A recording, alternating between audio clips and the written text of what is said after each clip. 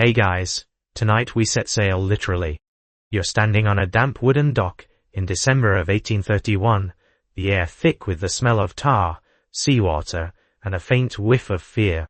The HMS Beagle rocks lazily before you, a small, two-masted ship with just enough charm to look unthreatening and just enough mildew to smell like regret. You probably wouldn't survive this voyage. Most people wouldn't, but that's okay. Because tonight, you don't have to. You're only here in imagination, and your only real task is to relax and drift. So, before you get comfortable, take a moment to like the video and subscribe, but only if you genuinely enjoy what I do here. Tell me where you're listening from, and what time it is for you right now. I love seeing that little global constellation of sleepy historians forming in the comments. Now, dim the lights, maybe turn on a fan for that soft background hum, and let's ease into tonight's journey together. You step onto the gangplank, boots thudding against damp wood, and instantly feel the ship sway. Charles Darwin, age 22nd, stands beside you, adjusting his hat as though it might shield him from existential dread. His cheeks are still round with youth, his eyes already twitching with curiosity. He's not famous yet, just another seasick gentleman naturalist armed with notebooks, magnifying lenses, and questionable life choices. The captain, Robert Fitzroy, is already frowning. He's a man of science, faith, and dangerous levels of punctuality. He measures wind speed, time, and possibly souls. He's chosen Darwin not for his muscles or navigation skills, but because he wants a proper dinner companion, a gentleman who won't bore him during 5 years at sea. You can almost hear Fitzroy thinking, better conversation than madness. The deck bustles. Sailors coil ropes with sleepy precision. Crates of salted pork and preserved fruit, also known as scurvy prevention in a jar, clatter below deck. A caged rooster crows disapprovingly. One sailor mutters that the rooster will outlive them all. Darwin stumbles toward you with the awkward gait of a man whose stomach has already resigned. He's polite even while green-faced, insisting he's merely adjusting to the motion. You hand him a scrap of dry biscuit, which he studies like a new species before nibbling. As Plymouth fades into grey mist, you can taste salt on your lips. The ship creaks like an elderly cat stretching. Darwin sets up his little cabin, more like a glorified cupboard, lined with books, sample jars, and a collapsible desk that trembles every time the Beagle sighs. He writes a letter home, complaining that his cabin is 2 feet too short for comfort. You glance at him and think, it's 2 feet too short for existence. Days blur into rhythm, breakfast of ship's biscuit, watered coffee, and existential dread. Darwin, still seasick, clutches the rail like a man pleading to Neptune. He tries to sketch a jellyfish and ends up drawing the horizon. Observation, he writes weakly, must await calmer stomachs. One morning, after a week of grey seas and prayers for wind, the Beagle finally cuts through waves like a determined spoon through soup. The crew cheers. Darwin, somewhat revived, begins labelling specimens, bits of coral, shells, feathers, his handwriting wobbling with every lurch. You help him steady the jars, careful not to mix interesting rock with lunchtime leftovers. He talks endlessly, gently, about the mysteries of nature. Imagine, he says, eyes bright, how ancient this coral reef must be, each tiny creature adding its bit over uns. You nod, wondering if you'll ever stop smelling like brine. The ship's bell marks another watch. Fitzroy charts their course, arguing with his barometer as if it's a rival scholar. Darwin listens, fascinated. He's learning that measurement and meaning can coexist, a concept he'll later apply to far grander things. At night, lying in your hammock, you hear the wood groan, the sea hiss against the hull, and the muffled sound of Darwin mumbling scientific notes in his sleep.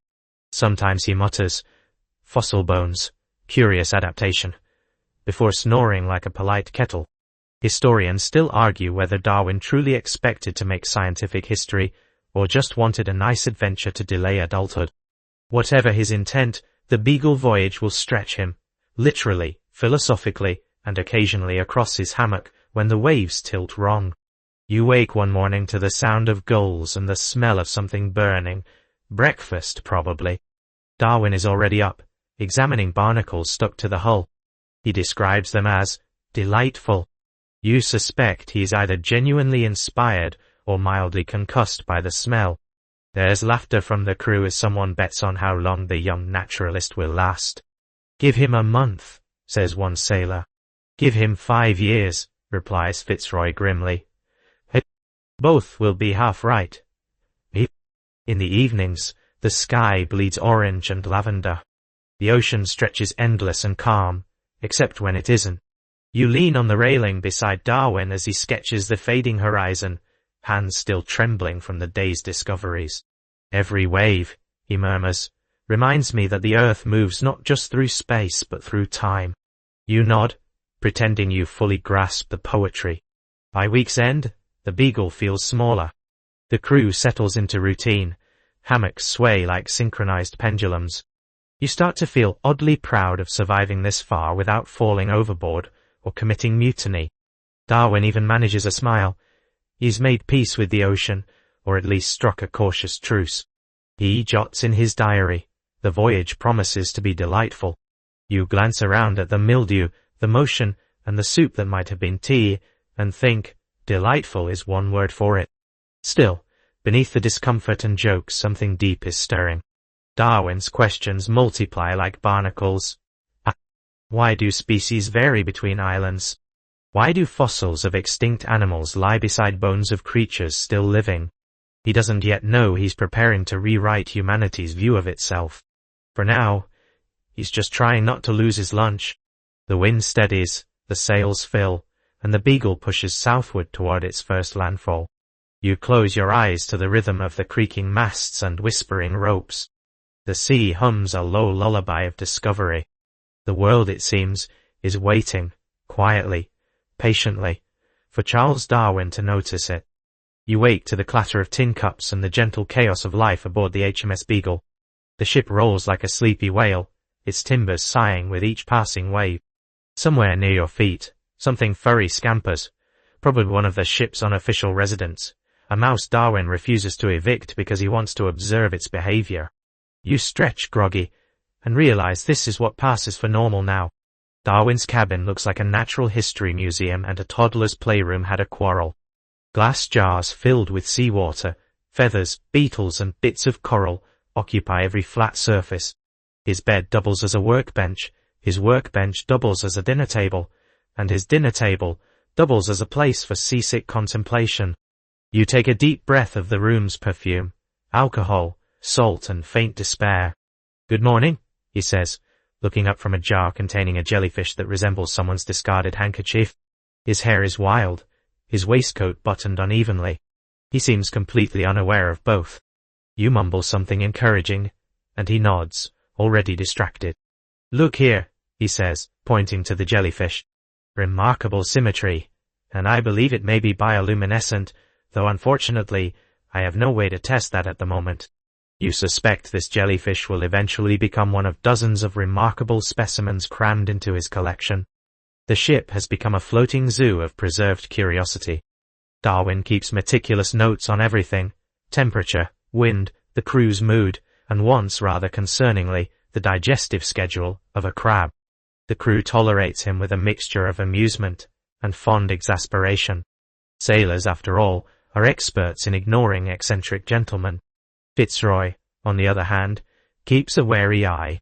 He appreciates Darwin's intellect but despairs of his tendency to turn breakfast into a lecture on mollusk anatomy. Still, you all settle into a rhythm. The days stretch long, filled with spray and sunlight. The Beagle cuts through waves like a tired knife through bread. Darwin spends hours crouched near the deck rail, sketching jellyfish and muttering things like, "Splendid variety," while you secretly wonder whether he's drawing inspiration or hallucinating. One afternoon, you find him trying to use a makeshift plank to scoop plankton from the sea. The plank immediately snaps. He apologizes to no one in particular, sighs and writes, "Equipment insufficient. Must procure stronger timber." You wonder if his entire life will be a series of notes about equipment and ambition. Historians still argue whether Darwin's obsessive note-taking came from scientific rigor or mild anxiety. Probably both. Every jar, every shell, every wriggling creature becomes part of his effort to understand the natural order, and possibly to calm his own restless mind. As the Beagle drifts farther from home, you notice Darwin beginning to adjust. He finds his sea legs, even if they wobble like freshly made jelly. He talks more confidently with the sailors, trading stories of storms for facts about starfish regeneration. When the crew catches a flying fish, he immediately dissects it, much to their horror and fascination. Every organ, he explains cheerfully, tells a story. You help him label his jars, Latin names when possible, creative descriptions when not. Strange slimy fellow, bluish possibly new species, he scribbles once, adding a smiley face as if taxonomy needs levity. After lunch, salt pork and the unending biscuit again, you both head up to the deck. The ocean is bluer today, calmer, as if approving of your shared industriousness. Darwin stares into the horizon, notebook in hand, describing clouds as if they too might evolve. A sailor strolls by and jokes, "Careful, sir, you'll study us next." Darwin blinks, actually considers it, and replies, "Perhaps." The sailor walks away, slightly concerned. Evenings are the best part. Lantern light flickers across the deck as the crew sings half-forgotten shanties. You and Darwin sit near the stern, sharing lukewarm tea. The stars scatter like spilled salt overhead. He points out constellations, musing on navigation and the age of the universe. "Imagine," he says softly, "how these same stars shone upon creatures now buried in stone." You can't help but smile. Even his sentimentality sounds like a research question. He's not always serene, though. The confined ship, the constant motion, the endless responsibility of labeling everything that wiggles, it wears on him. One stormy evening, when the sea hurls itself against the hull, he sits pale and silent, scribbling in shaky handwriting. Motion and mind both unsettled, he notes. You think, understatement of the century.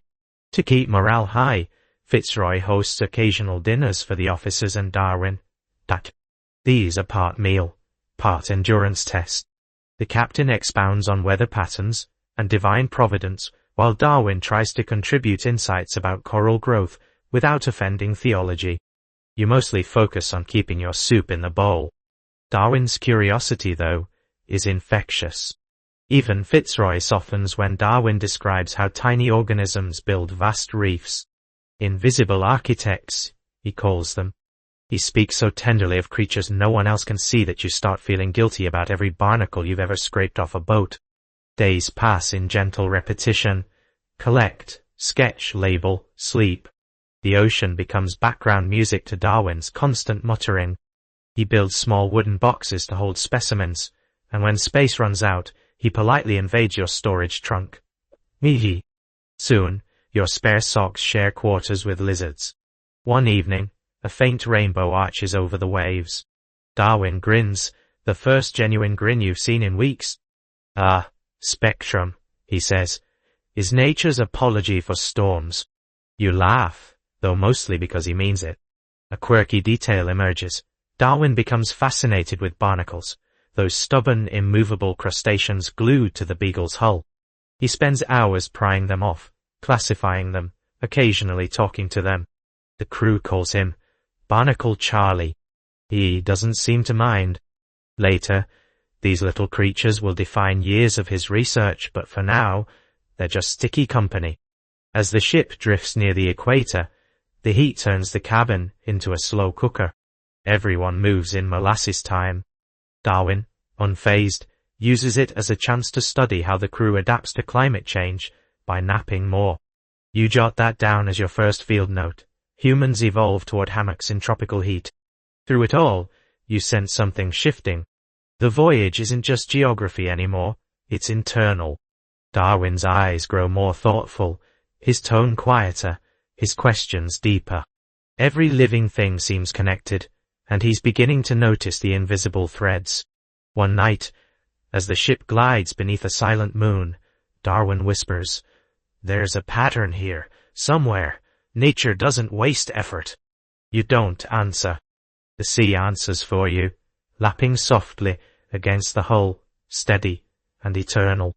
You close your eyes to the rhythmic creak of the Beagle and think, this is what discovery sounds like, not trumpets or thunder, but the faint persistent scratching of a pencil in the dark.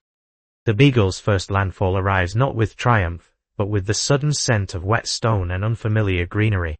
You wake to shouts from the deck. Someone's spotted land.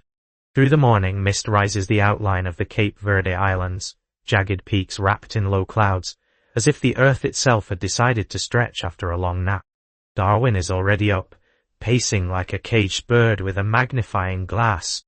Volcanic formations, he announces to no one in particular. His enthusiasm is almost contagious, though you can't help noticing that his boots are still untied.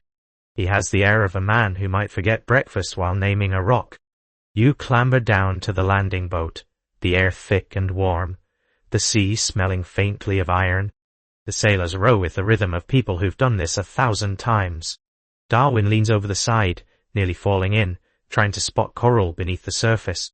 Extraordinary clarity, he murmurs, completely missing that his hat has just flown off into the Atlantic. On shore, the world seems impossibly still after weeks of creaking wood and rolling decks. The sand is coarse and dark, made of volcanic fragments. The rocks rise in great frozen waves of lava, cracked and ancient. Darwin kneels immediately to inspect them, whispering measurements like a prayer. You take a step back, watching him trace the outline of basalt columns with fingers that seem almost reverent. Historians still argue whether Darwin's fascination with geology here marked the true beginning of his evolutionary thinking. He certainly spends the entire day poking, tapping, and mumbling about uplift and erosion while you stand nearby, trying not to bake in the tropical sun. Each layer tells a story, he says. If only we could read it properly. You want to remind him that you came here to stretch your legs, not solve the mysteries of time itself. But you let him be. The heat is relentless. Sweat runs down your back, and the horizon shimmers like a mirage. The only breeze comes from the occasional seabird flapping past, eyeing you both as though deciding whether you're edible. By midday, Darwin has filled half a notebook with sketches of rocks, craters, and a few plants clinging stubbornly to life. He becomes excited over a patch of lichen, describing it as a pioneer organism. You quietly note that the real pioneer might be you, enduring this lecture without fainting. Lunch is a crumbly biscuit and a sip of tepid water. The sailors rest in the shade of the boat, watching Darwin with mild amusement. Hell talk that rock to death, one mutters. Darwin either doesn't hear or pretends not to. In the afternoon, clouds roll in and the rain begins, not dramatic, just a steady fine drizzle. The world turns grey and glistening. Darwin, of course, sees this as an opportunity. Perfect weather for observing erosion, he declares. You sigh and follow him up a slippery slope, where he proceeds to get mud on everything, including your sleeve.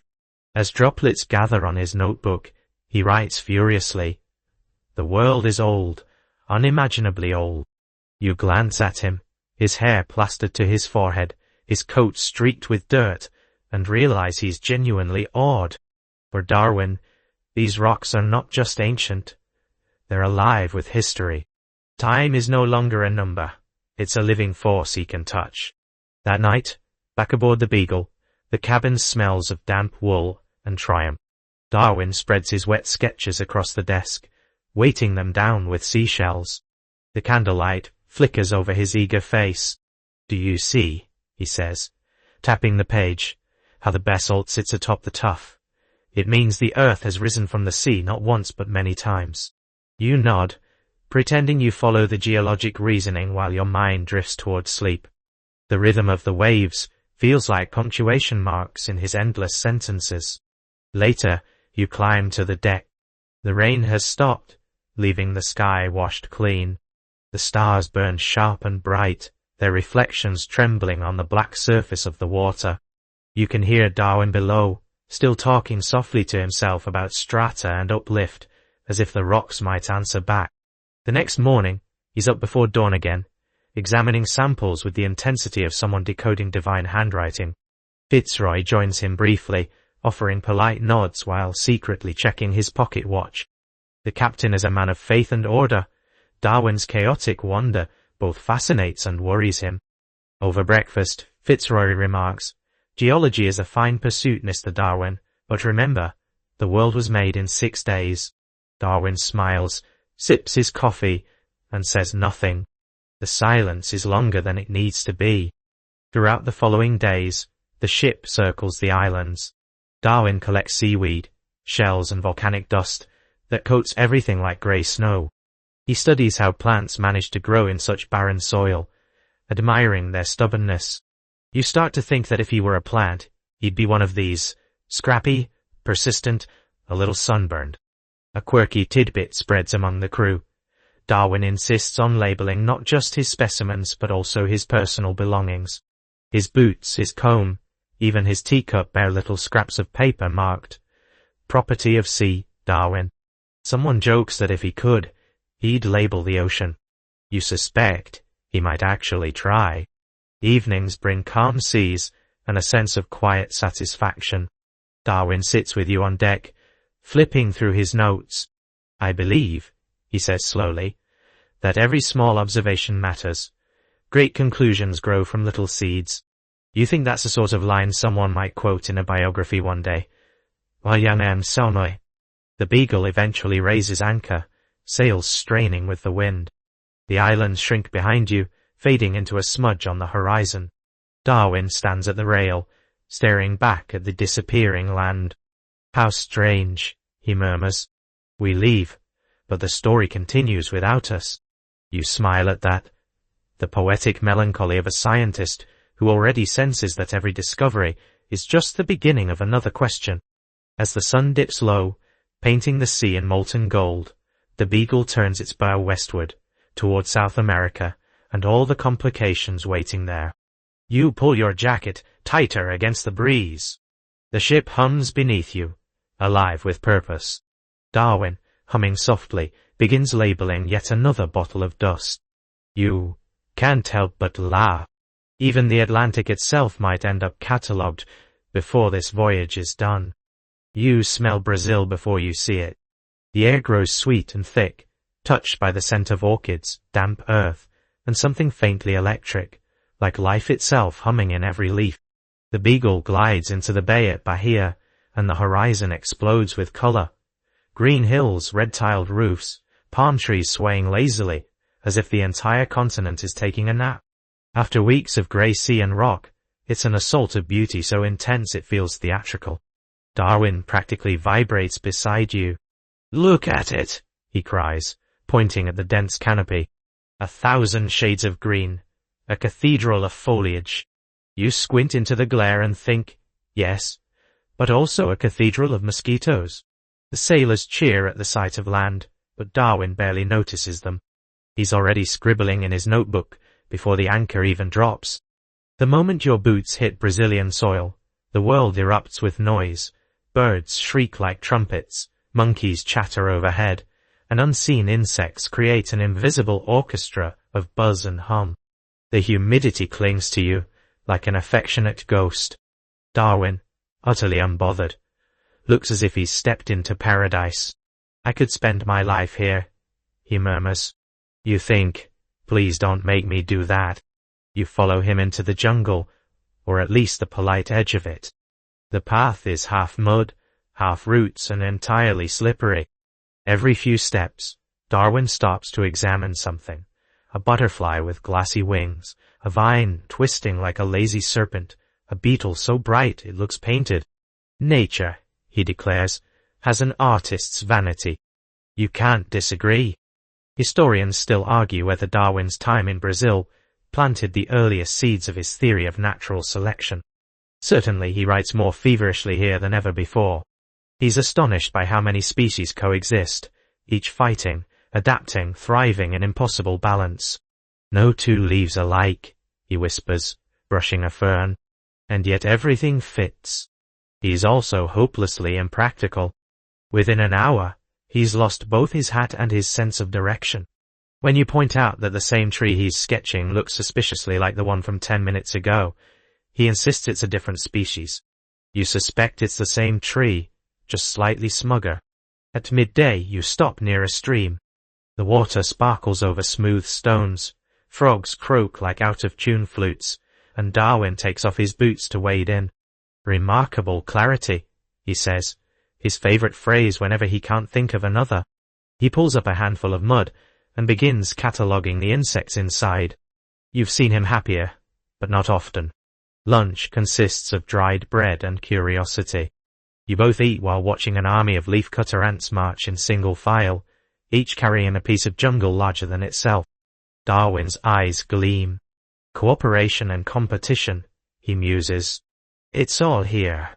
You nod, trying not to let one crawl up your sleeve. By late afternoon, the heat becomes a blanket you can't escape. The forest seems to pulse. The crew's laughter fades somewhere behind you. You're officially lost. Darwin doesn't notice. He's kneeling beside a fallen tree, inspecting mushrooms the color of sunset. Life from decay, he says reverently. You remind him that life from shade would also be nice right now. As evening drapes the forest in gold, the two of you find your way back to the village. Lanterns glow through palm fronds, and the smell of roasted cassava fills the air. Darwin lingers, listening to local musicians playing rhythms older than the empire that claimed this land. Music, he murmurs, is the same in every latitude, a language nature invented before we learned words. You can't tell if he's quoting poetry or field notes anymore. Back on the Beagle that night, you peel off layers of sweat and leaf debris, while Darwin's cabin becomes even more cluttered. Jars of beetles, plant cuttings, and samples of bark cover every surface. Fitzroy, ever the gentleman, peers in and sighs. Good heavens, Darwin, are you cultivating a forest in there? Darwin grins. In a manner of speaking. A quirky tidbit from that night, Darwin accidentally traps a bat in his specimen jar, and upon realizing his mistake, apologizes profusely before letting it go. He writes in his diary, "Bats exhibit great indignation when confined." You think that line alone could summarize human history. Over the next days, he continues to explore. Swamps, jungles, even the local markets. He's fascinated not just by nature, but by people. He chats, awkwardly but earnestly, with merchants about tropical fruits and with priests about local customs.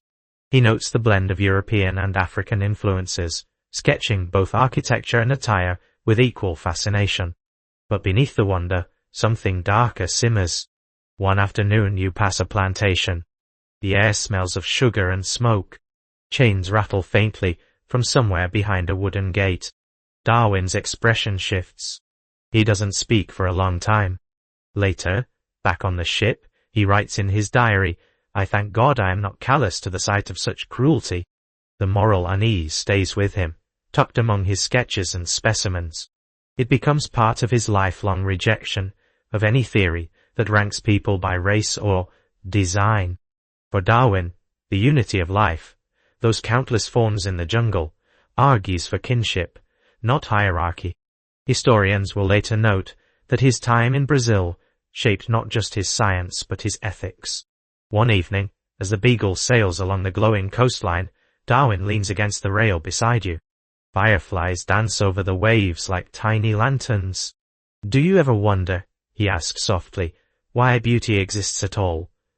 Why the peacock, the orchid, the rainbow fish?" You shrug. "To keep you busy." He laughs, the sound warm and brief.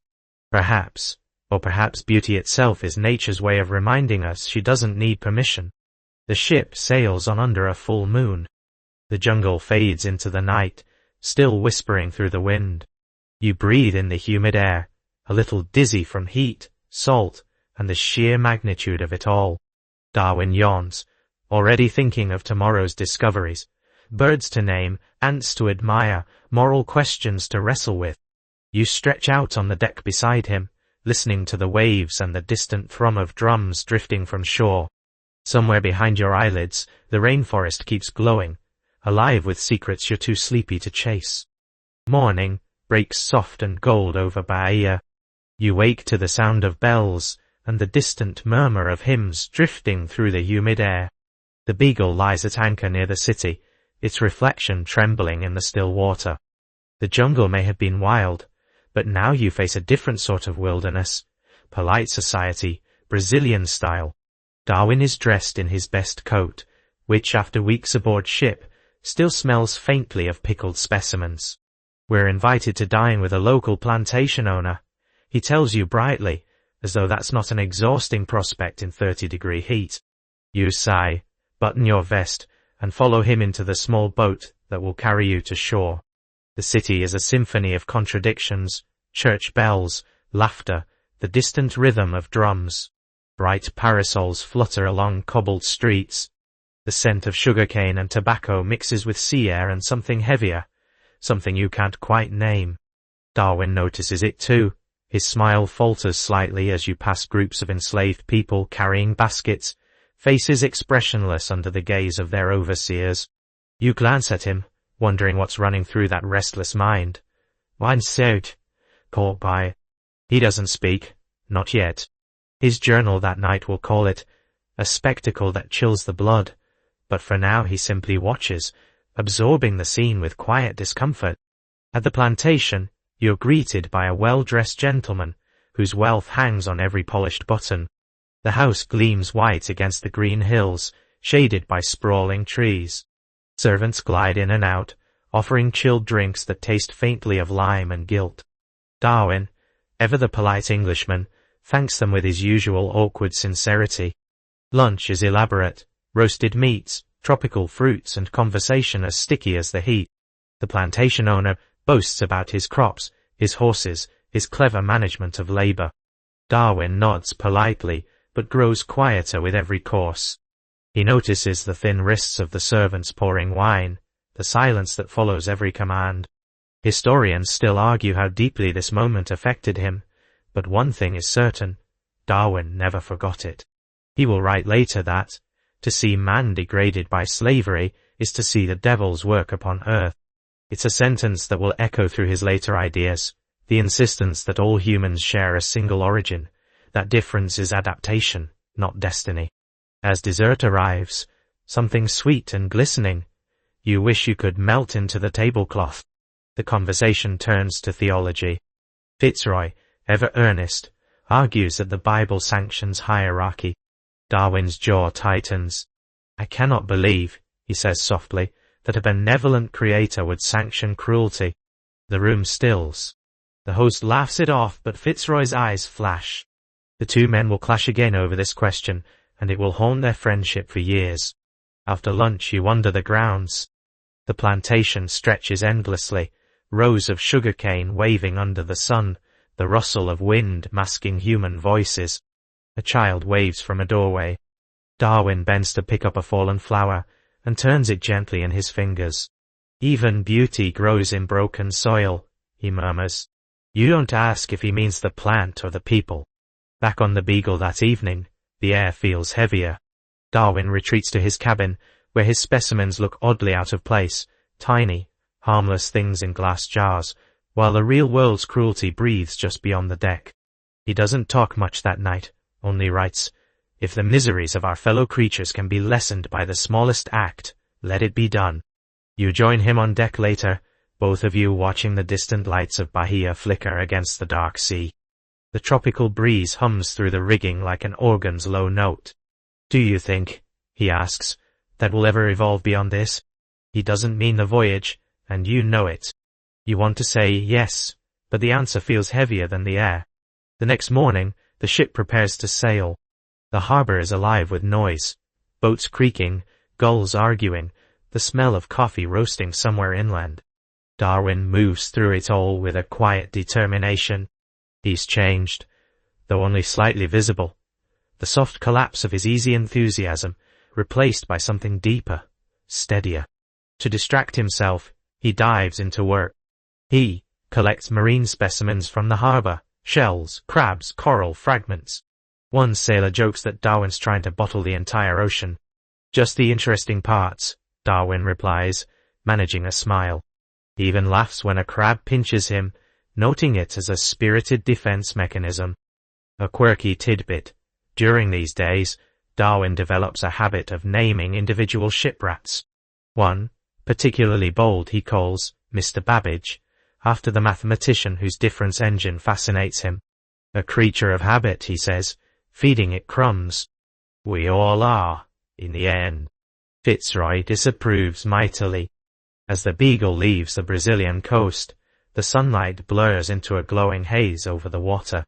You stand beside Darwin, the two of you silent as the shoreline fades into mist. It's strange, he says at last, how beauty and horror can share the same soil. He glances at you, faintly apologetic for the solemnity, and adds, I suppose that's the human condition, always divided between admiration and shame. The ship catches a favorable wind. Sails billow. Fitzroy hums a hymn at the helm, while Darwin leans against the rail, watching the last trace of Bahia vanish into the horizon. You sense that something has shifted inside him, a seed planted not by beauty, but by conscience. He returns below deck, and begins labeling a new set of jars, beetles, coral, a bit of volcanic rock. His handwriting is neat but slower now, each label deliberate, as if naming things might help make sense of them. Classification, he says absently, is only the beginning. Understanding must follow. That night, you lie awake in your hammock, the ship rocking gently beneath you. The air smells of salt and candle smoke. From Darwin's cabin comes the faint scratch of his pen, steady and rhythmic, like a man trying to put order to a universe that refuses to stay still. You close your eyes, listening to that soft scratching blend with the hush of the sea, and drift into sleep with one final thought. Some journeys change the world long before they end. The wind shifts cold and sharp as the Beagle cuts across the Atlantic. Gone is the humid perfume of Brazil. In its place comes a salt sting that feels clean and merciless. The waves rise higher now, darker, the kind that slap the hull as if testing your resolve. You pull your coat tighter, boots slick on the deck. Darwin stands beside you, pale but determined. Southward, he says, teeth chattering slightly. Always southward, Torchy. He's fascinated by everything, even the discomfort. He notes the temperature changes, the color of the sea, the way seabirds hover in mathematical precision above the wake. One albatross follows the ship for days, gliding silently, wings barely moving. Marvelous adaptation, Darwin murmurs, watching it with a kind of reverence. You're just thinking that endurance would be a better word. Weeks pass in a rhythm of motion and monotony. The Beagle creaks, the sea hisses, and time itself seems to stretch. The crew grows quieter, each man retreating into his duties and his thoughts. Fitzroy obsesses over charts. He treats longitude like a personal adversary. Darwin, meanwhile, fills notebook after notebook. He dissects squid, sketches waves, even times how long it takes bread to mold. All data, he says cheerfully, while you begin to suspect he's collecting proof that boredom can be measured. One night, during dinner, a violent wave tips the Beagle so abruptly that Darwin's soup flies into Fitzroy's lap. Dot. There's a moment of stunned silence, then Darwin blurts, "Apologies, Captain. Purely an experiment in fluid dynamics." The captain doesn't laugh, but the crew does, and for the rest of the week, fluid dynamics becomes code for any mistake. Days blur together. The horizon is the same line of grey steel, morning after morning. The only change comes when dolphins appear, dancing alongside the ship like liquid laughter. Darwin practically leans over the rail to greet them. "Imagine their intelligence," he exclaims, nearly dropping his notebook into the sea. Fitzroy mutters something about divine design, but Darwin shakes his head, already pondering what makes one creature leap and another crawl. Historians still argue whether this long, monotonous crossing was the crucible that turned curiosity into theory. Trapped between sky and water, Darwin had no distractions, only his own thoughts and the endless evidence of variation before his eyes. Perhaps, he writes, the sea itself is an engine of change, an endless selector. By the time you near the coast of Tierra del Fuego, the air has turned bitter. The ocean looks bruised, streaked with foam. Mountains rise in the distance like jagged teeth. "The end of the world," says one sailor, crossing himself. Darwin only grins, shivering. "Then let's see what lies here." The landing is a shock.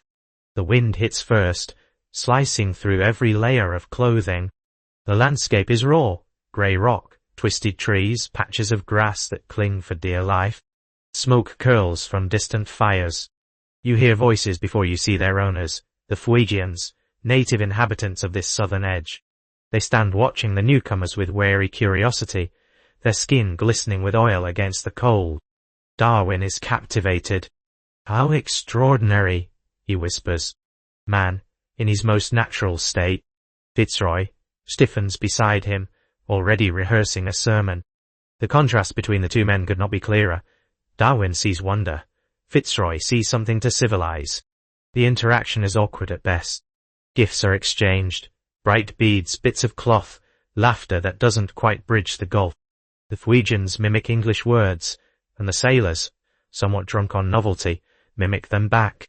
You can feel the tension underneath the playfulness, a quiet awareness that both sides are judging and being judged. Darwin watches every gesture, noting not difference, but adaptation. "Their fires," he says softly, "burn even in rain. Ingenious." That night, back aboard, Fitzroy fumes. He insists the Fuegians are savages, in need of salvation. Darwin, drying his boots by lantern light, shakes his head. "They are as human as we," he says quietly. "The difference is circumstance, not creation." The conversation grows heated. Theology meets observation.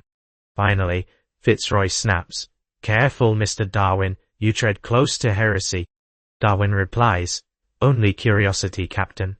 Only curiosity." A quirky tidbit from this leg of the journey. The Beagle carries 3 Fuegians whom Fitzroy had earlier brought to England to be educated. Now he is returning them home, dressed in European clothes, and trained in English manners. The reunion is strange and uneasy. Their kin stare in silence, unsure whether to laugh, cry, or flee. Darwin watches, visibly uncomfortable. "Cultural transplant," he writes later, "rarely takes root." The weather worsens. You spend nights clutching your hammock as the Beagle pitches violently. Everything smells of salt, damp wool, and stomach regret. Darwin grows pale again, but refuses to stop working. He straps specimens to his shelves so they won't tumble, scribbling notes between waves. "A good sea," he insists weakly, "builds character." You roll your eyes, praying character is waterproof. When the storm finally breaks, the air smells of fresh snow. The mountains gleam white against the blue sky. Darwin steps onto the deck, blinking like a man reborn. "Magnificent desolation," he murmurs, a phrase he'll repeat often. You think it's accurate, and also a great name for a perfume. He spends the next days exploring coves, collecting shells, studying seabirds. The Fuegians he meets fascinate him endlessly. He sketches their canoes, their tools, their shelters built from twisted branches. Adaptation everywhere, he writes. Even at the end of the world. He cannot stop asking how and why life molds itself to every hardship. Historians still debate this moment.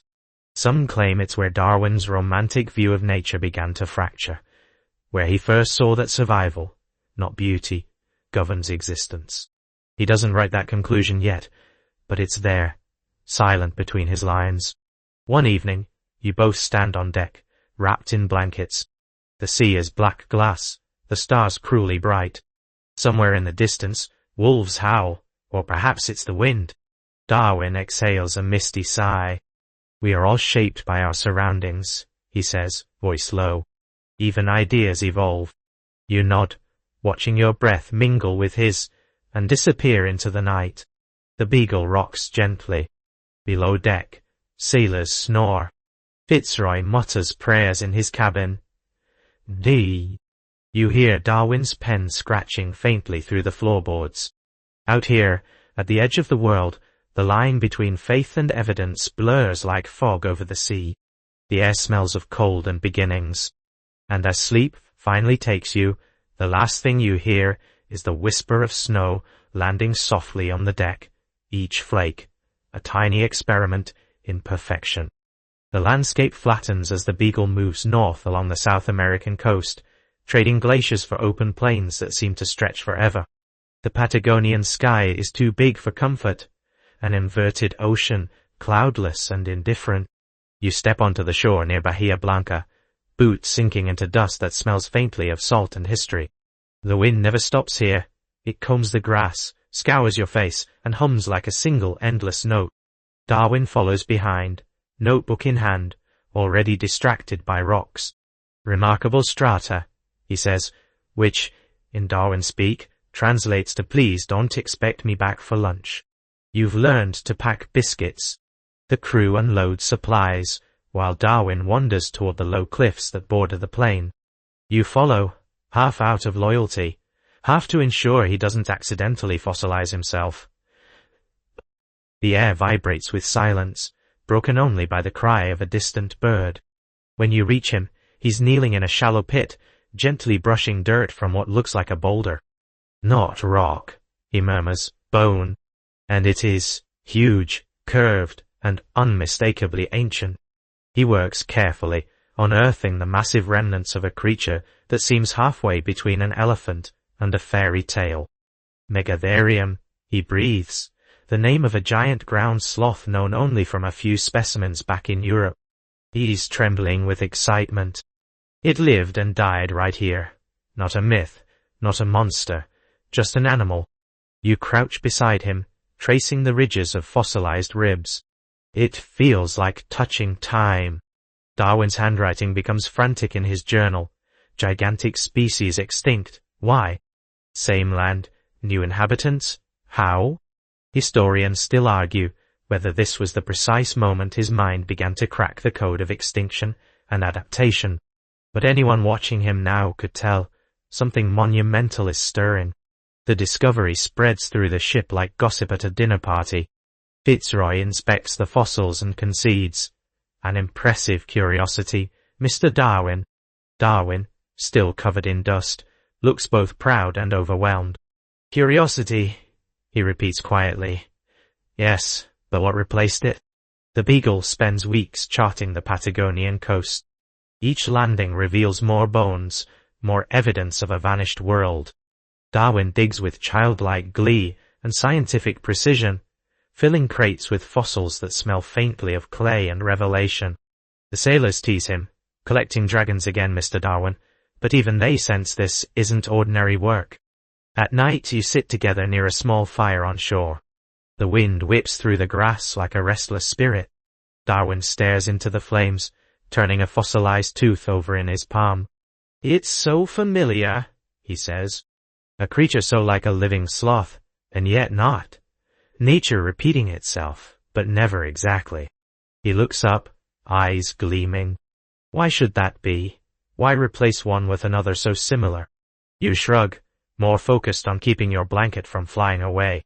But Darwin's mind is already running miles ahead. He sketches patterns in the sand, branching lines, loops, little arrows, and then wipes them away before you can ask. Not yet, he mutters. It's not ready yet. A quirky tidbit, Darwin develops a habit of naming fossils after the crew. One jawbone becomes Tom's giant, another vertebra, Mr. Wickham's whale. When Fitzroy hears, he frowns. We are not to take the Lord's creations lightly. Darwin just smiles. On the contrary, Captain, I take them very seriously indeed. The wind grows colder as you push farther inland on horseback. The plains go on forever, dotted with bones, thorny shrubs, and the occasional startled guanaco, a wild relative of the llama that looks permanently surprised by existence. The horizon quivers in the heat haze. Darwin rides ahead, hat jammed low, notebook flapping against his side. Everywhere we go, he shouts over the wind, there's evidence of change. Seashells atop cliffs, forests turn to stone. The earth moves like a living thing. He's grinning, half mad with delight. You, meanwhile, are trying not to freeze your fingers off. That night, As you camp beneath a sky heavy with stars, Darwin pulls out his specimens and arranges them in neat rows beside the firelight. "You see," he says, gesturing, "these bones are cousins to modern creatures, brothers separated by time." He pauses, squinting into the dark. Extinction isn't just death. It's transformation written in stone. Historians still debate whether Darwin had yet glimpsed the full scope of evolution, but his notebooks from this period are full of clues, questions scribbled in the margins like whispers from the future. If species vanish, what determines who replaces them? Chance? Law? He doesn't yet have the words natural selection, but the idea hovers close, unformed but insistent. One evening, as the Beagle prepares to move on, Darwin climbs a low hill overlooking the plain. The sunset turns everything copper. Fossils glint half buried in the dust. You stand beside him, both silent for a while. "It's humbling," he says at last. "These creatures had their time. We have ours. But who's to say the Earth is done with its experiments?" You watch the sun sink, a red coin swallowed by horizon, and for a moment, it feels as if you're both standing outside history itself. Back aboard the Beagle, Darwin carefully packs his fossils, labeling them with impossible precision, found south of Bahia Blanca, depth 4 feet, great beast of uncertain nature. His handwriting is steady, but his eyes are distant. Fitzroy passes by and glances at the crates. "Heavy cargo," he remarks. "Heavier questions," Darwin replies. That night, you lie in your hammock, half asleep, listening to the soft rhythm of waves and the faint clink of glass jars. Darwin is still awake, pacing the deck above. Every so often you hear him stop, then scribble something, then start again. You can almost imagine the stars leaning in to read over his shoulder. When you finally drift off, you dream of enormous creatures roaming under that endless Patagonian sky, their footsteps shaking the earth, their bones waiting patiently beneath the dust for a curious mind to find them. The Beagle turns west, the air growing drier, the landscape folding into a wall of mountains. The Andes appear first as a pale shimmer, then as an impossible skyline, blue, gold, and snow-capped, slicing the clouds like slow-moving ships of stone. The crew can't stop staring. Darwin, however, looks delighted in a slightly unhinged way. "At last," he says, "rocks worth climbing?" You stare at the peaks and think, "You mean rocks worth dying on?" The approach to the Cordillera is no leisurely stroll. Horses stumble on gravel paths, mules protest with operatic braying, and the sun alternates between baking you alive and hiding behind sudden storm. Every breath feels like it costs a coin you don't have. Darwin, though gasping as much as you, insists on stopping every few yards to crack open a rock. "Volcanic tuff," he wheezes. "Fascinating structure." You nod weakly, wondering if fainting counts as scientific observation. You set up camp on a narrow ledge that barely qualifies as horizontal. The wind screams around the tents like a gossiping ghost. Darwin sits cross-legged by a small fire, notebook balanced on his knees, eyes alight. "We are walking through the Earth's diary," he says, pointing to the exposed strata. "Each line a memory. You appreciate the poetry, but mostly want a thicker blanket. The next day's climb is punishing. You rise before dawn, the cold sharp enough to bite. Darwin insists on collecting samples at every altitude, filling his pockets until he clinks when he walks. "These stones," he explains, "tell of seas once here, seas above the clouds." Fitzroy laughs outright.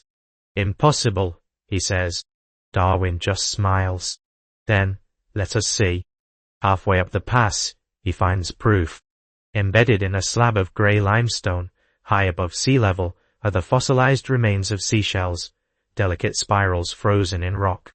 He stares at them for a long time, silent for once. "This mountain," he finally whispers, "was once ocean floor." Historians still argue whether this discovery permanently shifted his view of Earth's timeline, but the moment feels seismic even to you. Standing in thin air, surrounded by peaks that look eternal, you realize Darwin has just seen through time. "If the sea can rise into the sky," he murmurs, "then the world is not fixed. It moves, it transforms. The descent is no easier. Your boots slide on scree, Your lungs burn, and Darwin hums cheerfully, as if altitude sickness were a charming experiment. He stops to collect a petrified tree trunk the size of a cannon. Proof, he says, of ancient forests now turned to stone. You wonder aloud whether he plans to carry the tree back to England. If necessary, he replies without irony. That evening, camped near a rushing meltwater stream, Darwin writes by lantern light. His face looks older, not from age but from comprehension. The mountains themselves evolve, he tells you, voice low, reverent. What if life does the same? You pretend not to notice how his hand trembles slightly as he writes it down. A quirky tidbit, somewhere near Mendoza, Darwin acquires a pet beetle of striking metallic blue. He names it Glitter. For several days, he carries it in a small wooden box, feeding it bits of biscuit, and occasionally lecturing it on adaptation. One morning, the beetle escapes, vanishing into the dust. A pity, Darwin sighs. It was excellent company. You privately suspect the beetle staged its own escape. Crossing the Andes takes weeks. The scenery changes every day. Icy ridges melting into crimson deserts, silent valleys where condors glide like ghosts. At one point, a herd of guanacos blocks your path. Darwin halts, observing them through his spyglass. They watch us as curiously as we watch them, he notes. Perhaps they think we are the species under observation. You suspect he's right. The further west you go, the stranger the world becomes. Rivers vanish underground, wind carves rocks into improbable shapes, and the sky turns shades of orange you didn't know existed. You feel small here, like part of a much older system that doesn't care whether you understand it. Darwin seems to thrive on that feeling. To feel insignificant, he says, is to feel truthful. Historians still debate whether Darwin ever experienced something like mystical awe, but in the Andes, he comes close. One evening, you find him standing alone on a ridge, gazing at the sunset over Chile. The peaks are aflame with light, the air tastes of ice and dust. It's strange, he says softly, to think all this grandeur began as motion in the deep. Maybe life too begins as motion, then hardens into form. He glances at you, half smiling. Forgive me, I have gone metaphysical again. You camp that night beneath stars so bright, they look carved into the sky. The wind dies. For the first time in weeks, it's quiet enough to hear your own heartbeat. Darwin sits close to the fire, turning a fossilized leaf between his fingers. Even in stone, he murmurs, you can still see the veins. The pattern persists. He looks up. Perhaps that's what nature loves most, persistence. The next morning, the Beagle's supply party greets you at the mountain's western foot. Darwin emerges from the pass, dusty, sunburned, and triumphant, clutching a bag of fossils heavier than scents. Fitzroy eyes the pile skeptically. You've brought the Andes with you, he says. A sample, Darwin corrects, smiling. As the ship sails north along Chile's coast, Darwin spends hours cataloguing his mountain treasures. Each rock tells a story, and he listens as though decoding a secret language. The cabin fills with dust and satisfaction. We stand, he says one night, on shifting ground, literally and figuratively. You chuckle. And you plan to shake it further, I imagine. He shrugs. Only gently. When he finally looks up from his notes, eyes rimmed red from concentration, he adds something almost to himself. If the earth changes slowly, imperceptibly, then perhaps life does too. Not by leaps, but by inches. Outside, waves slap gently against the hull. The mountains recede into mist, silent witnesses to a theory still unborn. You close your eyes and breathe the cool salt air, realizing that somewhere between those peaks and this deck, the world itself has started to move. Chile greets you with trembling ground. Water is it, pundling ground. The first hint comes as a low rumble underfoot, subtle enough that you think it's your imagination. Then the Beagle itself quivers against the dock ropes, and a bottle rolls off Darwin's desk with a decisive crash. An earthquake, he says, eyes wide, half thrilled, half terrified. You grip the bulkhead because that's what instinct tells you to do when the world suddenly forgets how to stand still. Outside, the city of Conception ripples like water. Church bells swing wildly without human hands. The air fills with shouts, dogs, falling plaster. The sea withdraws with a sound like a sigh, then returns in a sudden surge that floods the harbour. You and Darwin scramble uphill, hearts pounding, until you reach a ridge above the chaos. From there, the scene looks impossibly calm, dust clouds hanging in sunlight, roofs tilted like playing cards, the ocean shining cruelly beyond. Darwin sits down hard on the grass, breathing fast, notebook somehow already open. The ground itself is alive, he whispers, as if afraid of waking it again. He begins sketching, hands trembling, jotting notes even as aftershocks roll through the hills. Mountains still rising, he mutters.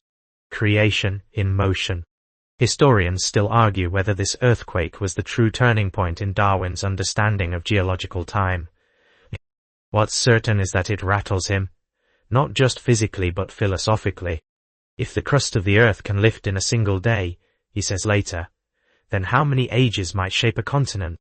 That night, you camp near the shattered coastline. Fires flicker across the plain below. The smell of smoke and seawater mixes into something oddly sterile, like the scent of new beginnings. Darwin sits close to the fire, hat in his lap, expression unreadable. It's horrifying, he says quietly, but also magnificent. We speak of the earth as still, yet it breathes beneath us. You don't answer. You're still waiting for your own heart to slow down. Over the next days, the two of you explore the ruins. The local people rebuild almost casually, as if they've made peace with the ground's occasional tantrums. Darwin helps where he can, offering bandages, nails, awkward smiles. Then, inevitably, he wanders off to examine the coastline itself. Look, he calls, pointing to a line of newly exposed mussel shells high above the surf. They were once below the sea. He's practically shouting over the wind. Proof that the land has risen. You're not sure whether to be impressed or unnerved. He measures, sketches and pockets shell fragments with the enthusiasm of a man who's forgotten that an entire city just collapsed. Destruction, he says, is creation by another name. A quirky tidbit. During one aftershock, Darwin insists on timing the tremors with his pocket watch, crouched like a curious heron, while everyone else dives for cover. When Fitzroy finds him later, still recording measurements amid falling plaster, he nearly explodes. Mr. Darwin, he sputters, your devotion to science will be the death of you. Darwin blinks up calmly. Perhaps, Captain, but it will be a very interesting death. When the Beagle finally departs, the land still trembles beneath your feet, as if unwilling to let you go. The sea stretches out calm and glittering, pretending nothing happened. Darwin spends the voyage north comparing notes with Fitzroy. Bundy. The two men debate constantly, God's design versus natural law, catastrophe versus gradual change. You see design in upheaval, Darwin tells him one evening. I see process. Fitzroy's jaw tightens, but he says nothing. As days pass, the coastline slides by, forests scorched by the quake, villages rebuilding, cliffs freshly exposed. Darwin sketches every formation, eyes gleaming with that fever of discovery. Each earthquake, he writes, reveals the pulse of the planet. He sounds almost tender about it, as though speaking of a friend's heartbeat. Later, anchored near Valparaiso, the air turns warm again. The port bustles with life, merchants shouting, gulls stealing scraps, sailors laughing in the taverns. The noise feels strange after weeks of geological solemnity. Darwin wanders through the market, inspecting everything from dried fish to copper trinkets. Trade, he muses, is nature's human experiment, competition refined into cooperation. You suspect he's about to reinvent economics, so you steer him toward coffee instead. One evening, you sit together on deck, the mountains fading purple in the distance. The sun sinks slowly, the sea turning gold. Darwin leans back, exhausted but content. I used to think creation was complete, he says. Now I see it's perpetual, still unfolding. His voice softens. If mountains can rise, perhaps thoughts can too. The crew below sings softly, an old English tune. You close your eyes, feeling the hum of the ship beneath you, the same rhythm you felt during the quake, only steadier now. For the first time in weeks, the motion feels reassuring, as if the Beagle itself is reminding you that change doesn't always mean collapse. Darwin stays awake longer than you, lantern flickering beside him, pen scratching across paper. He's connecting dots no one else can see, trying to map a world that refuses to stay still. Occasionally he mutters to himself, slow change, linked forms, minute variations. You drift off to that whispering rhythm, half dream, half prophecy. In your sleep, the ground shakes again, not violently but gently, like the earth shifting in its slumber.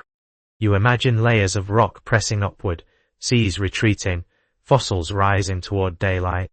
Somewhere in that slow, invisible movement, you sense the same idea taking shape in Darwin's mind.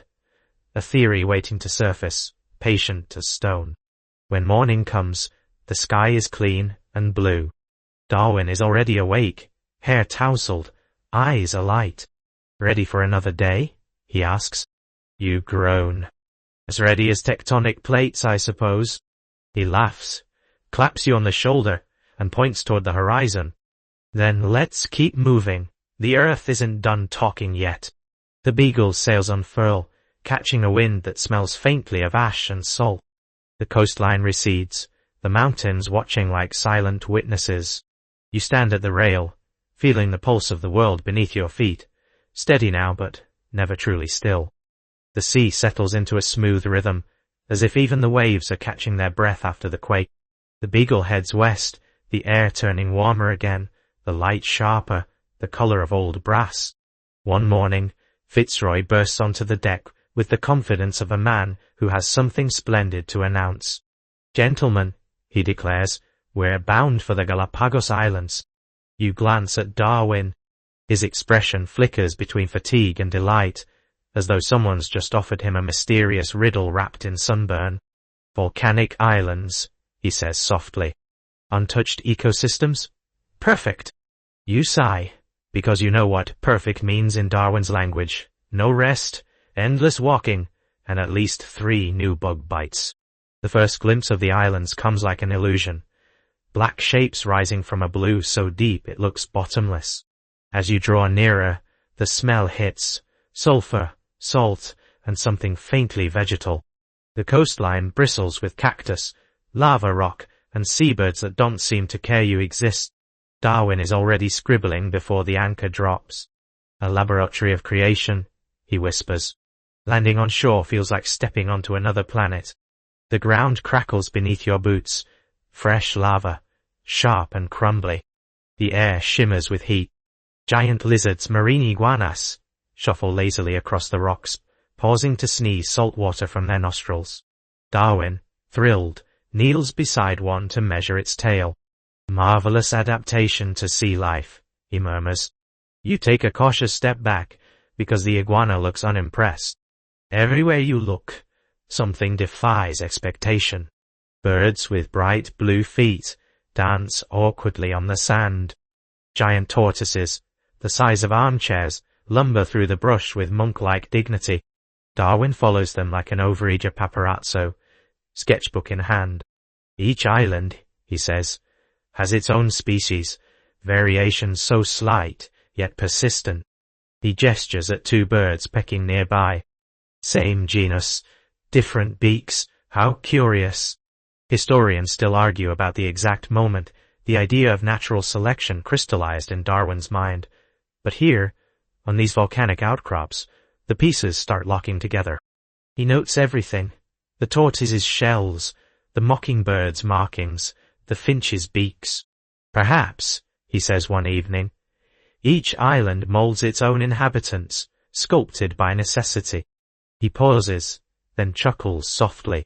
Nature's an artist, and a patient one, not a gee. You spend days hopping between islands, each a new riddle. One is barren and lifeless, another lush and humming with insects. Darwin collects specimens with almost reverent care, labeling them meticulously. You help him pack jars until your fingers smell permanently of ethanol and feathers. The crew jokes that if the ship sinks, it will float on preserved birds alone. During one excursion, he loses his hat to a particularly bold mockingbird that swoops down and snatches it. Remarkably fearless, he remarks, watching it disappear with scientific admiration instead of outrage. You offer him your spare hat. He declines, claiming he's studying solar exposure on English skin. You suspect he's just too proud. At night, you camp on the beach. The sand glows faintly under the starlight, volcanic glass sparkling like crushed jewels. Darwin sits cross-legged, arranging shells in concentric circles as if conjuring order from chaos. It's astonishing, he says, how slight changes, the curve of a beak, the angle of a wing, decide survival. He looks at you. Isn't that oddly comforting? The idea that small differences matter? You nod, though your main concern is the sound of something hissing behind you. A quirky tidbit: one afternoon, Darwin tries to ride a giant tortoise, purely for observation of locomotion. The tortoise lurches once and leaves him face first in the dust. The crew laughs for days. He takes it in stride, writing, "Tortoises possess admirable composure under provocation." As days stretch into weeks, the islands begin to feel like a dream you can't quite leave. Time moves differently here, slow, circular, like the tortoises themselves. Darwin's notebooks fill with sketches of plants, birds, reptiles, each labeled with care. Yet he grows oddly quiet. The more he observes, the less certain he becomes. If each island breeds its own variation, he muses one night, then what separates species at all? Where does one form end and another begin? You don't answer. The ocean hums softly beyond the dunes. Somewhere in the dark, a sea lion barks, the sound echoing off the cliffs like laughter from another world. When the Beagle finally departs, Darwin stands at the rail, watching the islands fade into haze. His face glows with sunburn and thought. I feel, he says slowly, that I have been inside nature's workshop. He closes his notebook with a soft thud. But I'm not yet sure what she's building. The voyage westward is strangely calm. The sea seems indifferent to human revelation. So Darwin spends hours comparing specimens from different islands, lining up birds like puzzle pieces. The differences are small, he mutters, but significant. As though nature experiments endlessly, keeping what works. Historians will later debate whether he understood the weight of this idea in that moment, or only much later back in England. But even you can feel it, the quiet pressure of something vast and inevitable forming inside his mind. One evening, as the Beagle sails into a sunset, the color of molten copper, Darwin joins you on deck. He looks exhausted, almost haunted, yet oddly peaceful. Do you ever feel, he asks, that the universe enjoys being mysterious, that it hides patterns just long enough for us to think we've found them? You smile. Maybe it likes to keep you employed. He laughs, a tired, genuine laugh, and adds, then I suppose I owe it gratitude. The horizon swallows the last of the islands. The air grows cooler. Somewhere below deck, glass jars clink softly together like tiny preserved secrets. Darwin closes his eyes, the wind tugging gently at his hair. Each beak, he murmurs, each shell, each wing, all variations on survival. He leans against the rail and sighs. And perhaps we are too. You stand beside him, listening to the slow hiss of waves and the faint call of birds disappearing into distance. The Beagle sails on, carrying not just specimens now, but an idea, still wordless, still fragile, but alive. The Pacific stretches endlessly ahead, an ocean of repetition, as though the world itself is humming one long, low note just to test your patience.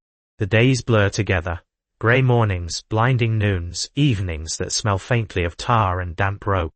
You wake, eat, tidy up jars that clink like restless ghosts, and fall asleep again to the same creaking lullaby. Somewhere in that monotony, Charles Darwin begins to brood. He sits longer at his small desk now, head bent over his notebooks, flipping pages back and forth between sketches of finches, fossils, and long-forgotten barnacles. All different, he mutters one afternoon, yet somehow the same. You hand him tea, which he forgets to drink. Perhaps, he adds softly, change is the only constant that nature tolerates. Even Fitzroy notices the shift. The captain, proud and punctual, keeps trying to draw Darwin into dinner conversation about weather patterns or naval precision.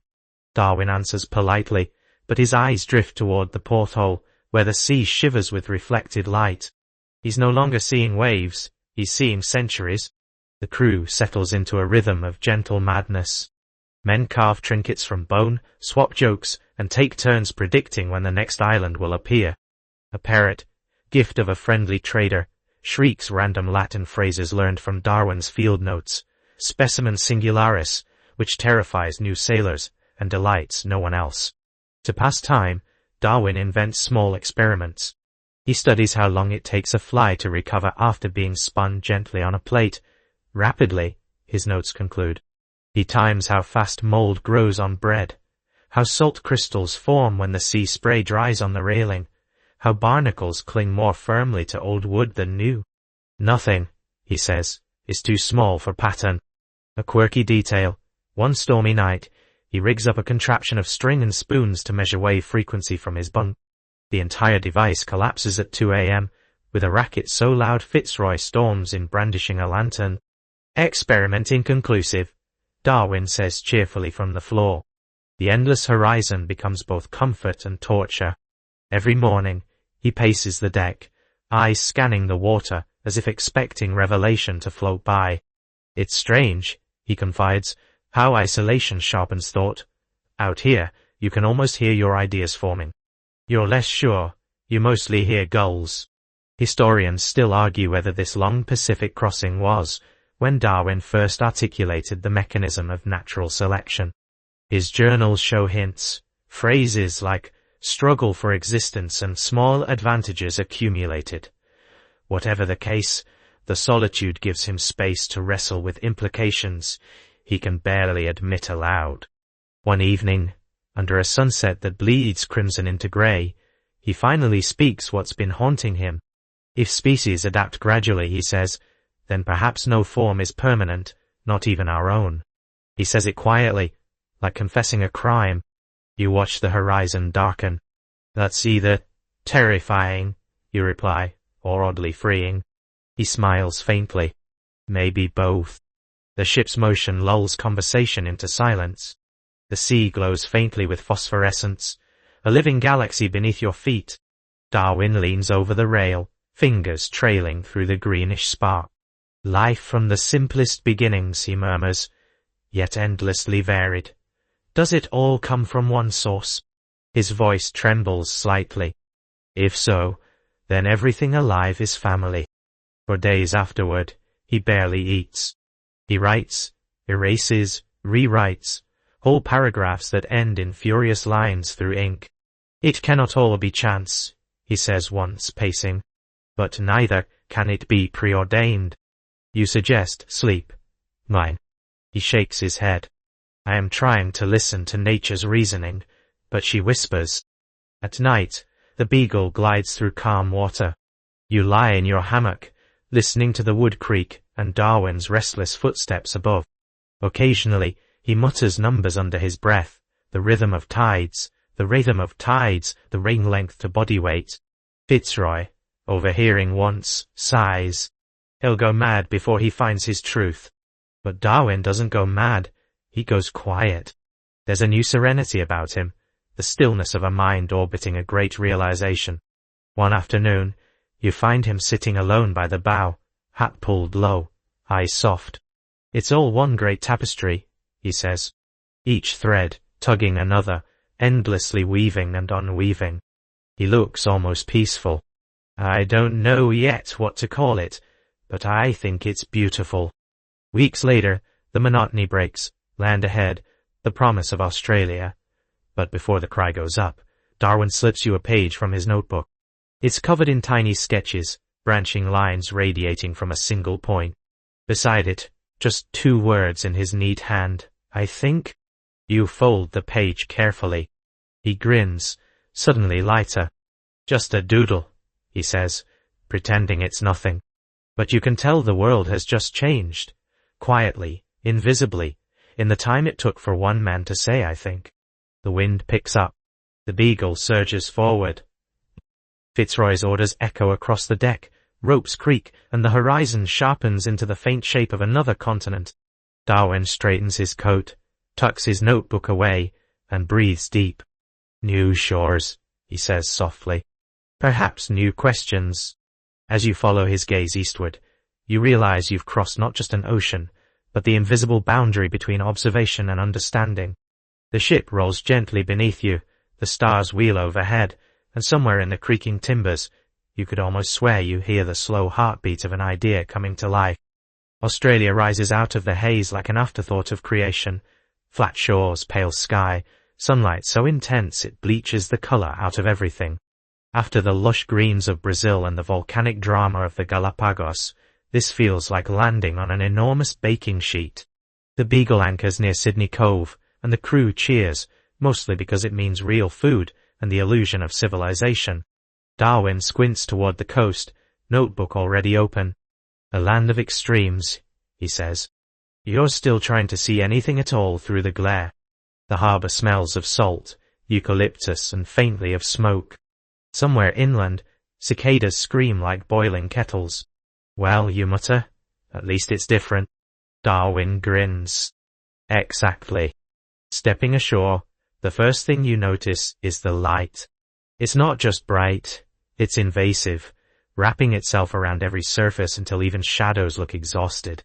Convicts and free settlers mingle along the wharf, the air buzzing with commerce, heat, and flies the size of pennies. Darwin, unfazed, chats politely with a group of officers about geology, then wanders off toward the scrub. Back by sunset, he promises.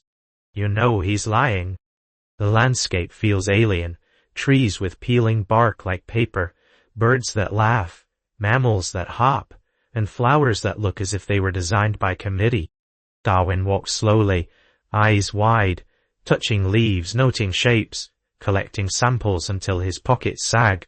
Marsupials everywhere, he marvels. Nature trying out a different blueprint entirely. Owen. He crouches to watch a kangaroo graze. Ingenious adaptation, he whispers. You think, ridiculous design, but you keep that to yourself. Historians still argue whether Darwin's days in Australia changed his theories or merely confirmed them. What's certain is that this continent reinforces one central truth for him. Nature loves variation. Every plant, every creature seems to declare, why not? He visits a small farm near Parramatta where English sheep graze under gum trees, and the sight makes him laugh. Home transplanted to the wrong hemisphere, he says. The farmer boasts about breeding methods, and asks if Darwin studies agriculture. In a manner of speaking, he replies, gently examining a sheep's jaw. Why? But my livestock are usually fossilized. By midday, the heat is merciless. You rest under the shade of a gum tree that smells faintly medicinal. Darwin continues pacing in circles, waving away flies with his hat, muttering about soil composition. A kookaburra laughs overhead, mocking, you suspect, both of you. Even the birds find me amusing, he says. That's a good sign. Observation should invite ridicule. It means you're looking where others don't. A quirky tidbit. Darwin becomes fascinated by ant behavior here. He spends an entire afternoon crouched by a dirt mound, watching them march in perfect coordination. Pardon. When you offer him water, he waves you off. They're harvesting seeds, he exclaims. Truly remarkable. You remind him that you're harvesting sunburn. He doesn't hear you. At night, the two of you dine with British officers who complain about snakes, distance, and homesickness. Fitzroy listens gravely, insisting that British civilization will eventually tame the wilderness. Darwin, ever diplomatic, raises his glass. Perhaps the wilderness will improve us first. Laughter follows, but the captain's expression cools by a few degrees. Later, walking back toward the ship, the air thick with the scent of warm dust, Darwin muses aloud. This land, isolated so long, produces such distinct forms. Isolation breeds difference. He looks up at the Southern Cross hanging low above the masts. If islands create variation, perhaps continents do too, given time. He sighs. Time again. Always time. The Beagle spends several weeks along the coast, mapping and collecting. Darwin takes notes on everything. The color of the rocks, the pattern of rainfall, even the locals' diet of damper bread and tea. History here runs backward, he writes. Fossils resemble living species. The present clings stubbornly to the past. Historians will later smile at that line. It captures perfectly the way Australia embodied Darwin's growing idea of continuity. No sharp lines, no sudden creations, just endless gradations, slow blending from one form into another. One morning, he joins a local botanist for breakfast under a fig tree. Between bites of bread, they discuss the strangeness of the flora.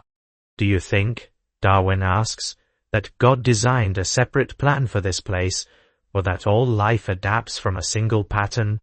The botanist shrugs. Both, perhaps. Darwin smiles faintly. A wise answer. I'm beginning to think nature prefers the word, perhaps. Another day, you walk inland, where eucalyptus forests shimmer silver in the sun. The ground crunches underfoot. Lizards dart across your path like living punctuation marks. Darwin points out a patch of red clay, explains the chemical weathering of rock, as though reading from a textbook, and then stumbles directly into a spider web, the size of a sail. You both freeze.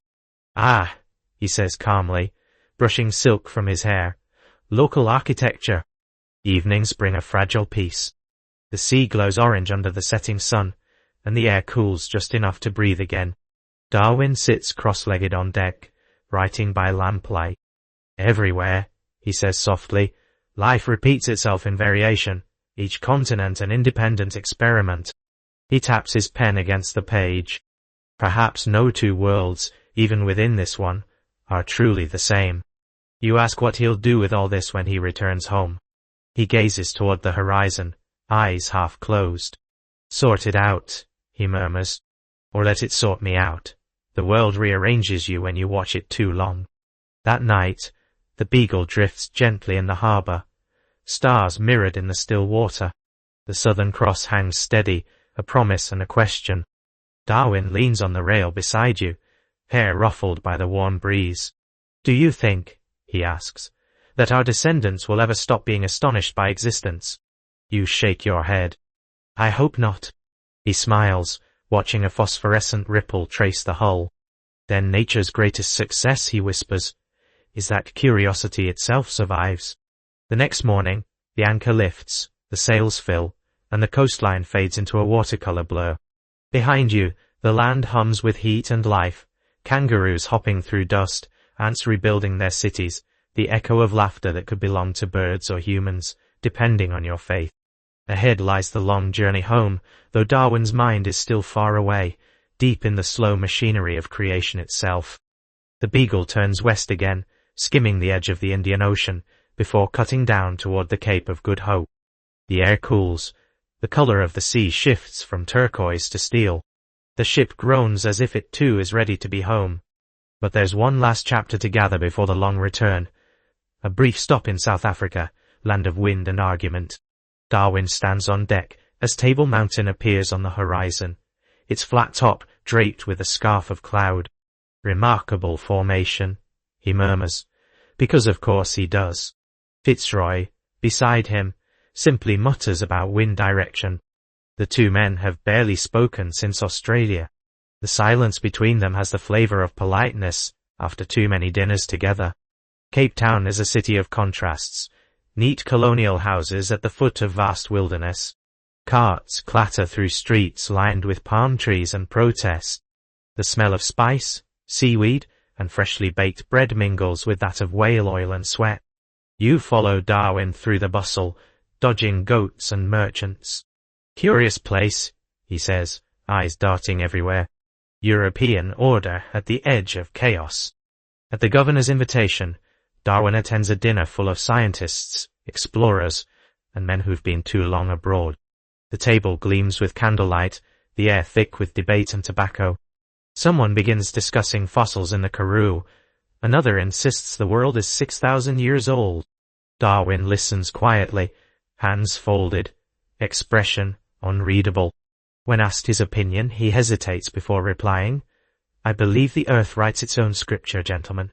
We are merely learning to read it. The table falls into a thoughtful hush. Later, in a quieter corner, a local naturalist named Andrew Smith shows him bones found in inland caves. Large mammals, long extinct, Smith says. Darwin examines the fossils with childlike fascination. You've found cousins of my Patagonian beasts, he whispers. Every continent holds its own fossils, yet all hint at one shared ancestry. He looks up, half dreaming. It's as if nature keeps rewriting her first draft. Historians still argue whether this dinner, filled with fine wine and fossil dust, was when Darwin began to see evolution as a global, not local, phenomenon. His notes afterward brim with comparisons. Species distinct yet echoing one another across oceans, no independent creations, but variations on a single theme. The next day brings more mundane adventures. The crew restocks supplies. You help haul crates of salted beef while Darwin barters for minerals and local seeds. Fitzroy checks the barometer with grim devotion, muttering that storms here have a Protestant efficiency. Darwin, in contrast, spends hours sketching the mountain range, pausing every few minutes to declare the strata most instructive. That evening, a curious little dinner takes place aboard the Beagle. Fitzroy invites two Cape scientists for conversation. Wine flows. Arguments ignite. The captain insists on divine design. Darwin counters gently but firmly that observed variation may be law, not accident. But Mr. Darwin, says one guest, surely purpose defines the world. Darwin smiles faintly. Purpose, perhaps. But what if purpose is simply the name we give to persistence? The remark hangs in the air like incense. You can see Fitzroy's knuckles whiten around his glass. Later, as the guests depart, he confronts Darwin privately near the rail. You're drifting into dangerous waters, he warns. Speculation breeds doubt. Darwin meets his gaze calmly. And doubt, he replies, breeds understanding. They stare at one another for a long moment, two men tethered by respect and divided by interpretation. Then Fitzroy nods once, sharply, and walks away. That night, the wind rises off the Cape, howling, insistent. The ship rocks violently against the pier. You can't sleep, neither can Darwin. You find him pacing the deck, coat flapping like a restless flag. Do you think, he asks suddenly, that truth is always comforting? You shake your head. Rarely. He smiles, a little sadly. Then perhaps I'm on the right track. A quirky tidbit. Darwin becomes briefly obsessed with penguins during this stop. He sketches one waddling across the rocks, describing it as the most dignified absurdity nature ever produced. The next day he slips trying to approach one, and ends up flat on the sand. He laughs the entire way back to the ship, still dripping seawater, declaring, I have now studied aquatic locomotion at personal expense. Days later, calm returns. The Beagle sails around the Cape, the wind slicing clean and cold. Dolphins race the bow, seabirds trace lazy arcs above. Darwin stands silently at the prow, notebook closed for once. We've circled the world, he says, almost in disbelief. And yet I feel it's the earth that has travelled around me. Historians note that this moment marks the first time Darwin refers to a theory in his letters home. He doesn't explain it, not yet, but you see the weight behind his calm. The once eager student is now a man who's seen the bones of worlds, the rhythm of time, and the subtle fingerprints of change written everywhere. That night, Fitzroy hosts a final formal dinner aboard ship, a gesture of closure. Candles sway in the draught, cutlery gleams. The crew wears its best uniforms. The captain raises his glass, to the voyage, to discovery, and to home. The men cheer. Darwin smiles softly, replying, to the endless voyage still within us. You sleep that night to the sound of waves slapping rhythmically against the hull. Outside, the Cape fades into darkness. Inside, Darwin lies awake, staring at the ceiling beams as if tracing invisible constellations. His whisper carries through the quiet. All forms are connected, through time, through struggle, through chance. You know he'll write those words again and again before the world believes him. The next dawn glows pale and silver. The ship cuts north, sails tight, the wind promising home. Darwin leans over the side, letting the spray hit his face. He looks lighter now, as though he's finally accepted that discovery doesn't end with answers, it begins with questions. Weeks at sea again, and the Beagle begins to smell like memory, salt, old rope, ink, and coffee that's long since given up. The decks are quieter now. Every man has his eyes turned toward home, though England is still half a world away. Darwin spends more time in his cabin than on deck. The small room is a chaos of papers, fossils, feathers, dried leaves, and shells. He sits at the center of it all like a calm hurricane, labeling, cross-referencing, writing. "Look at this," he says one evening, holding up 2 beetle carapaces that gleam like polished copper. Different continent, same pattern. As if nature keeps repeating her jokes. You nod, careful not to bump another stack of labeled jars. He grins faintly. Do you think she ever tires of experimenting? Fitzroy knocks on the door a few times a day now, delivering weather updates and occasional olive branches. The quarrels have softened into a kind of weary mutual admiration. They still argue, but it's quieter, like 2 violinists disagreeing over a melody they both love. Outside, the sea turns grey again. The sun weakens, the nights grow longer. You sense that the voyage itself is winding down, folding in on itself like an old book. Darwin, however, is still expanding. His notebooks multiply, his handwriting smaller and more frantic. I must get it all down before memory fades, he mutters. I'm drowning in data. Delightfully. One morning, you help him sort through boxes of rocks. He moves like a machine. Pick, measure, label, note. When I began, he says, I thought variety was mere decoration, God's flourish on creation. Now I think it's the engine. He laughs quietly, almost apologetic. The world runs on difference. A quirky tidbit. To cheer the weary crew, Darwin organizes what he calls a scientific fair. Each sailor presents a specimen found on deck, mostly barnacles, rusty nails, and in one case, an impressive lump of coal. Darwin gives mock lectures about each, awarding prizes of extra rum for notable observations. The laughter fills the ship like fresh wind.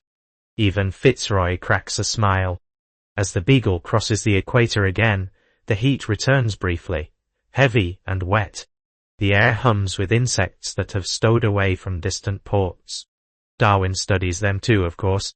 Migrants, he says fondly, as though addressing old friends. Proof that even the smallest wings conquer oceans. The crew spends evenings on deck, playing cards under the lantern glow. You and Darwin sit apart sometimes, watching the stars. He's quieter now, not with doubt but with thought. When we left, he says softly, I was collecting curiosities. Now I think I've been collecting clues. He pauses, voice low. The pattern keeps repeating. Geology, species, even habits. Change accumulates. Always slow, always sure. Historians still argue exactly when Darwin realized his theory was too big for comfort. You sense it here, though, in the pauses, the distant look in his eyes, the way his jokes land softer now. He's carrying something vast, and he knows it. A storm breaks one night without warning. Wind howls through the rigging, rain lashes the deck. The ship heaves like a living thing. You and Darwin secure the specimen crates, your hands slick with seawater. Lightning turns the cabin into a gallery of ghosts, each jar flashing briefly like an electric lantern of the natural world. Darwin shouts above the roar. There's order even in this. You shout back. Tell that to the ocean. He laughs, a wild, giddy sound. When dawn finally comes, Calm returns like forgiveness. The sea glitters, freshly scrubbed. The decks smell of wet rope and salt. Darwin stands barefoot at the bow, hair plastered to his forehead, grinning like a child. "I think," he says simply, "that I needed reminding who's in charge." Weeks pass. The Beagle stops briefly at St. Helena to resupply. You walk with Darwin up the island's steep green hills, where goats graze near the graves of exiles and emperors. Napoleon, he muses, staring at the simple tomb. He conquered continents. Nature conquers eternity. The wind ruffles the grass, and without firing a shot, back aboard, he begins to prepare for England, sorting, cleaning, sealing his collection with near-religious care. "Each jar a question," he murmurs. "Each feather, each bone a fragment of the answer." His handwriting on the labels is neat but slower now, as if he knows these little names will one day outlive him. As you near Europe, the weather grows colder, the sea darker. The smell of home mixes with apprehension. Fitzroy keeps his crew busy with drills. Darwin retreats into his notes, writing by candlelight until long after midnight. You pass by once and catch him whispering his thoughts aloud. No divine blueprint, just life, adjusting, balancing, endlessly inventing. He pauses, adds softly, "And that's enough wonder for me. You'll leave him to it." The ship groans through the night, a living metronome marking the last miles. You dream of islands, fossils, windswept plains, and mountains still rising. Somewhere between sleep and waking you realize that the Beagle is no longer just a vessel. It's become the cradle of an idea, rocking its quiet cargo of revelation across the sea. Morning comes with gull cries and the smell of Europe in the wind. Darwin steps onto deck, eyes red from lack of sleep, but shining all the same. "Nearly home," he says. "Strange, isn't it? We set out to map the world, and I end up mapping life itself." He laughs softly. "Cartography of existence. There's a title for you." The coastline appears as a thin grey line. Fitzroy's voice rings across the deck, crisp and certain. "Prepare to dock." The crew erupts in cheer. You glance at Darwin.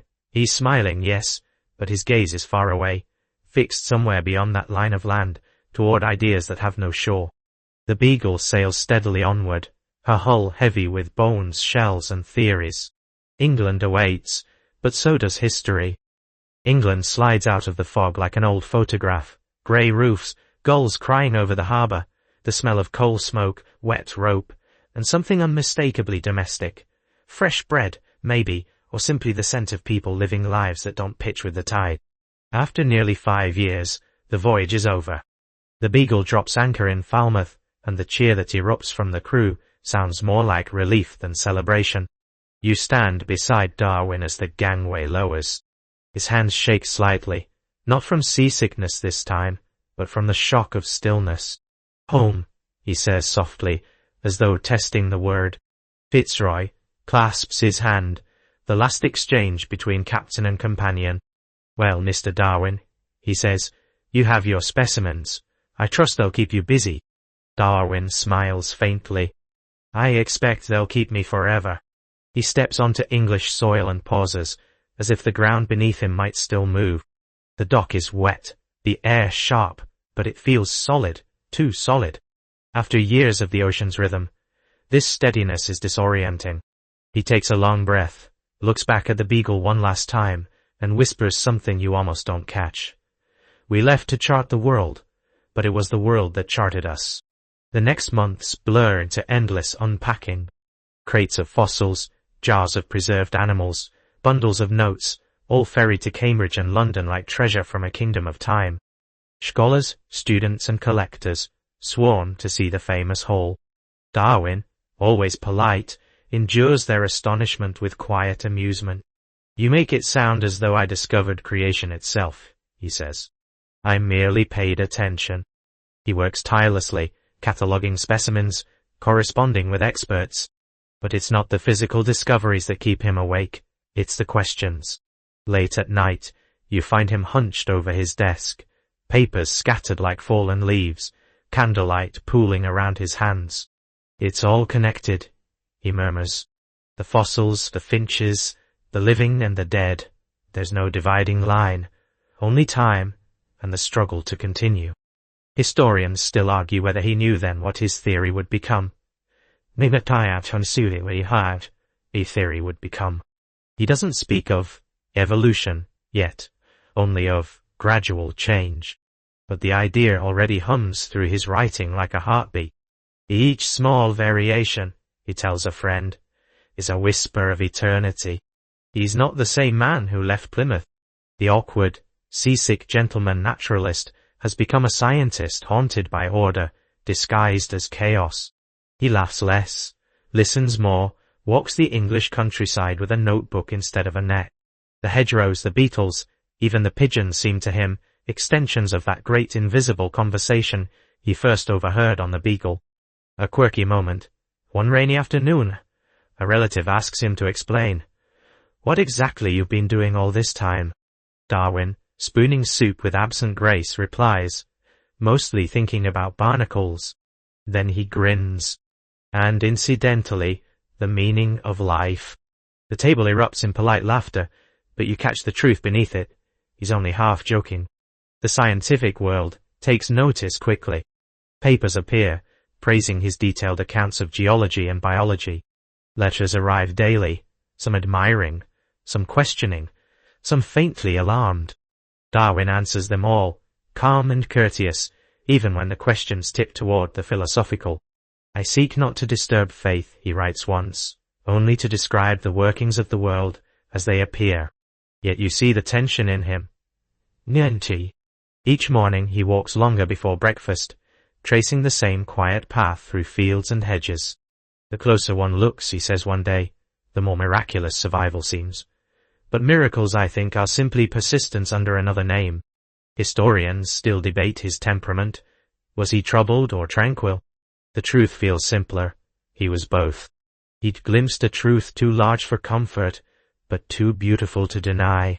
When he closes his notebooks for the night, he sometimes stares at the candle flame until it gutters. 5 years, he says softly. A voyage through the living world, and I'm still adrift. Then he smiles at you, faint and weary. But it was worth it, wasn't it? You nod. It was. He thanks you for your company, your patience, for witnessing. And as the fire dies low, you realize the story isn't really ending. It's becoming quieter, like a tide receding. The man who once chased beetles and volcanoes now turns inward, his greatest expedition taking place in the mind. Outside, dawn leaks through the curtains. The countryside smells of rain and soil, earth still rising and settling, mountains still breathing beneath the crust, life still inching forward in its infinite experiments. Darwin writes one last line before the candle dies. From so simple a beginning, endless forms most beautiful. The ink glistens, then dries. You lean back, eyes half closed, the hum of the Beagle still somewhere inside you. The creak of the deck, the endless horizon, the voice of a young man asking questions that would take the world generations to answer. The sea is gone now, replaced by the soft rustle of wind through English fields, yet the motion remains in your body, a slow rocking that matches your breath. The candlelight dims. Papers lie scattered across the table, fossils gleam faintly in their glass, and outside, night settles over the countryside. You can almost hear the gentle scratch of Darwin's pen still moving, steady, rhythmic, like the tide. Each word another step in a journey that never really ends. You let your shoulders sink, feeling the quiet expand. The questions of the voyage, creation, change, belonging, fade into softer thoughts. The smell of salt air, the glimmer of phosphorescent water, the sound of rain on canvas. The world feels older and kinder in the dark. Breathe in, slow and deep. The ocean is far behind you now, but it still murmurs in your heartbeat. Every inhale a wave, every exhale the shore. Darwin's story, like the Earth's, moves in circles, rise and fall, discovery and rest. You followed him across continents, through storm and sunlight, through confusion into clarity. And now at last, both of you have come home. Let the last echoes fade, the flap of a sail, The quiet turning of pages, the whisper of wind across the downs. The world keeps changing, patiently, endlessly, beautifully, and for tonight, you don't need to understand it. You only need to drift with it. Good night, Voyager. Sleep well.